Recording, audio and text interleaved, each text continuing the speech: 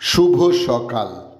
আজ ৪ঠা চৈত্র ১৪৩২, ইংরাজির ১৯শে মার্চ ২০২৬। প্রখ্যাত বাঙালি টপ্পা ও ধ্রুপদী গানের অন্যতম শিল্পী কালীপদ পাঠকের আজ জন্মদিন। ১৯শে মার্চ ১৮৯১ পশ্চিমবঙ্গের হুগলি জেলার রাজহাটিতে এক সাংগীতিক পরিবারে তাঁর জন্ম হয়। তাঁর প্রথম গুরু ছিল গোবিন্দচন্দ্র নাগ। উত্তর ভারতের বিখ্যাত টপ্পা গায়ক ওস্তাদ রমজান খাঁর কাছে সেরি মিয়ার টপ্পা রীতি তিনি শিক্ষা গ্রহণ করেন। ১৯৩১ জুলাই মাসে গ্রামোফোন কোম্পানির উদ্যোগে তাঁর প্রথম টপ্পা গানের রেকর্ড প্রকাশিত হয়। ভারতীয় বাঙালি সাহিত্যিক ও চলচ্চিত্র পরিচালক শৈলজানন্দ মুখোপাধ্যায়, আজ তাঁর জন্মদিন। বর্ধমান জেলার অন্ডাল গ্রামে ১৯শে মার্চ ১৯০১ তিনি জন্মগ্রহণ করেন। কল্লোল ও কালিকলম পত্রিকাকে ঘিরে সাহিত্য আন্দোলনের পুরোভাগে ছিলেন তিনি। খনি শ্রমিকদের নিয়ে সার্থক বাংলা গদ্য রচনার পথিকৃৎ ছিলেন। সাহিত্য অবদানের জন্য তিনি অর্জন করেন আনন্দ পুরস্কার, উল্টোরথ পুরস্কার ও যাদবপুর ও বর্ধমান বিশ্ববিদ্যালয় থেকে সাম্মানিক ডিলিট তিনি অর্জন করেন। ভারতীয় উপমহাদেশের ব্রিটিশ বিরোধী স্বাধীনতা আন্দোলনের একজন অন্যতম ব্যক্তিত্ব ও অগ্নিযুগের বিপ্লবী ভূপেন্দ্র কিশোর রক্ষিত রায় ১৯শে মার্চ ১৯০২ ময়মনসিংহ শহরে তিনি জন্মগ্রহণ করেন।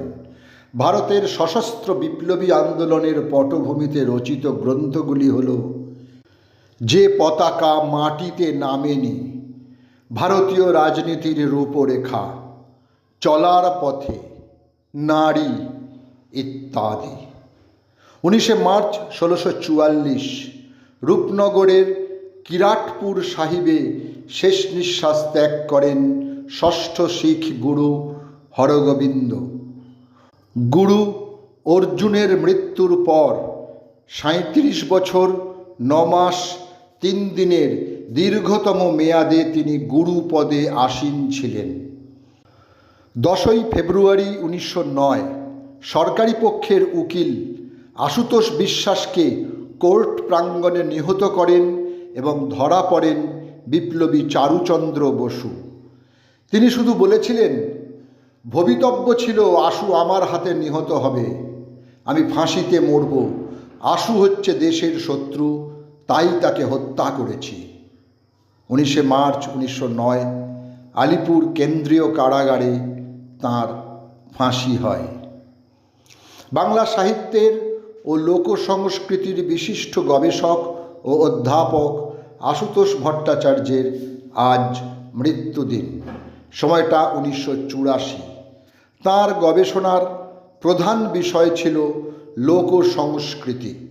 তাঁর রচিত গ্রন্থগুলি হল বাংলা মঙ্গল কাব্যের ইতিহাস, বাংলার লোক সাহিত্য, ২২ কবির মনসামঙ্গল, পুরুলিয়া থেকে আমেরিকা প্রভৃতি উল্লেখযোগ্য।